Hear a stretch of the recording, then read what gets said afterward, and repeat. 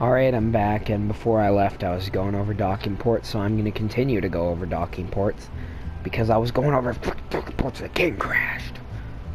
God damn it. I have a feeling my save file is slowly becoming corrupted each time this happens.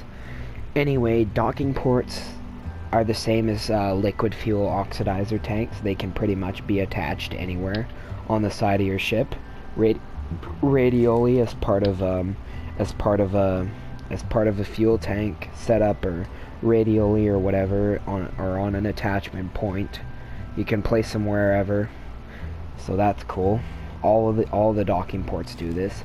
There's a small one, there's a 1.25 one, a 2.5 one, then there's a shielded version of the 1.25 one. Basically, there's all kinds of different docking ports to suit your needs. Small docking ports, large docking ports, whatever you need for your ship. There's even one that fits onto planes, and I'll show that one now. Here it is. Mark II Clampetron. Basically fits into plane fuselages. Has a shield on it, opens up on the top. Really neat, awesome looking, nice and cosmetically pleasing. Yeah, so I was talking about fuel, so yeah, covered all that stuff. Ladders. If you're on a planet with a bunch of gravity, so much gravity you can't activate your jetpack when you're a Kerbal and fly around, and your ship command pod is a little bit up off the ground once you land, stick a ladder on the side of it, deploy the ladder, the Kerbals can climb down the ladder, climb back up, get back in the command pod when it's time to go back. Launch escape system. Shit gets heavy, you know, the rocket breaks, starts spinning out of control. Put one of these on top of your command pod. It'll wrench the command pod off the top of the malfunctioning rocket and save the crew. Landing legs, landing struts. They are for when you're landing on the surface of a planet. They're really strong. They can take a bit of an impact, so you can land relatively fast, like, you know, 7 meters per second. Still get there. And there's different sizes, right? You just put them on the bottom of your ship and you deploy them when you're ready to land on the surface of a planet. You don't need these most of the time when you're on a planet where you can just activate a parachute, but for planets where you can't, to avoid maybe destroying the engine upon landing, I would put these on the bottom of your ship just to be safe. Then you have your landing gear. They're bugged right now. They're not working properly, and I don't recommend trying to build planes right now because they're, until you find like a simple workaround or something. I found a workaround. It's not perfect, but it works for now. They're really annoying, but they're basically used to land planes. Put them on the bottom of your plane. You want to take off, you take off. You want to land, you land. All planes need these. There's no exceptions. There's a bunch of different sizes of them for, again, different size of planes, and you got different types for cosmetic purposes. Got your steerable landing gear, your tiny one, steerable landing gear. Then you got fixed landing gear to go with it. Neither of these can be retracted or extended. Then you got your small extendable landing gear, medium extendable landing gear, large extendable landing gear, and extra large extendable landing gear. And yeah, so you can kind of see it's a big piece of landing gear for huge planes. And basically, as the plane size goes up, you use different sizes of these. Don't ever go below medium though, because these are not just bugged right now, they're extremely bugged, so don't ever use them. And these ones are just sort of bugged, and there's a kind of a workaround. Not really though. Got your crew cabins here. Crew cabins, basically they serve to hold passengers or extra Kerbals on your ship, or if you want to have it on your ship just in case you need to, say, fly another spaceship up to that ship to store Kerbals in that ship, and then maybe go send that ship that you used to bring them up there to store them back to the planet or whatever.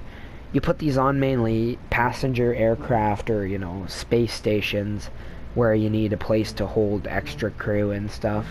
That's what these are for. Then you got your parachutes. You saw what they did. They slow you down when you're in the atmosphere, prevent you from killing yourself when you hit the ground. Cargo bays, you want to hold something on an SST or even on a spaceship.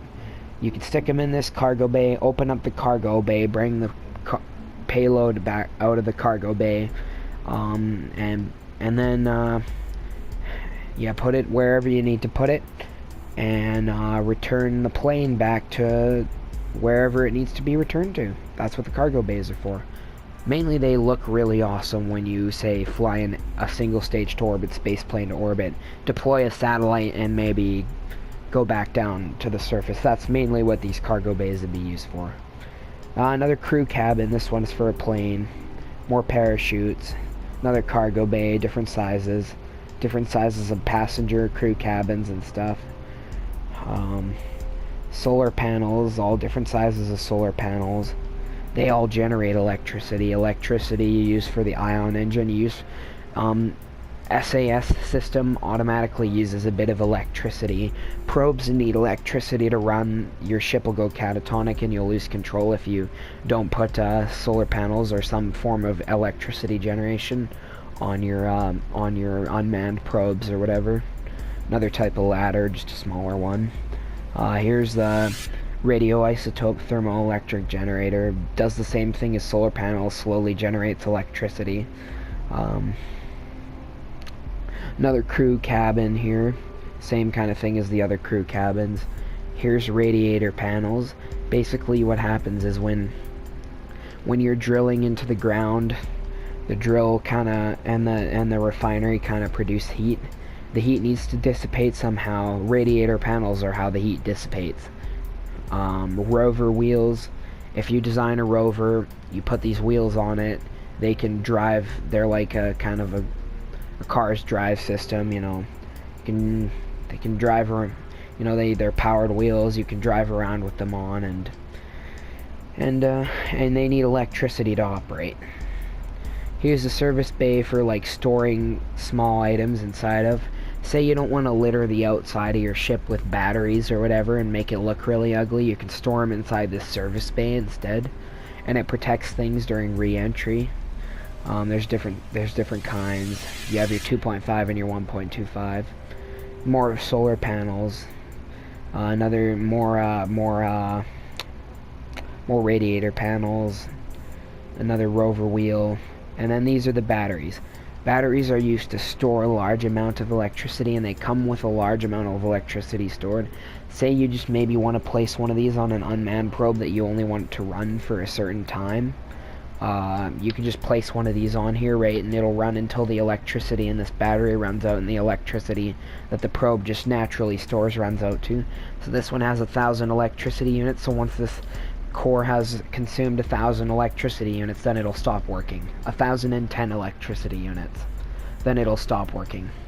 But the batteries are all rechargeable, so if you stick an electric generator onto stick some form of electricity generator onto your ship, then it'll recharge these batteries. And however many you have on them, there's radio batteries, ones you attach in the stage, you know, all that good stuff. And the reason you would want to have extra electric charge if you had if you had a form of electrical generation, not having to put one of these batteries on is fine for just running a probe. But say you had to run an ion engine, you'd maybe want to store one of these batteries on, because even though you may have a bunch of solar panels on, it'll probably still slowly consume electricity faster than the panels or whatever you're using for electrical generation can charge them. So you put these batteries on so you can operate it for a longer time, and then you stop it and you let these batteries kind of recharge the battery, or you let the solar panels or whatever you use recharge the battery, and then you can start up the engine again, and you just keep doing that over and over until the xenon gas runs out. You know, that's one thing you could use batteries for. And batteries, just, you know, cosmetic items as well, look pretty cool. So that's the utility section. Utility section stuff, you know, again, really useful stuff, needed on pretty much every spaceship. Make sure you memorize this stuff. I'm gonna end the video off here because this has already been 2 parts because the game crashed again. And in the next one, I'm finally gonna talk about sub-assemblies and control. And then this episode is over. So I'll see you guys in the next one.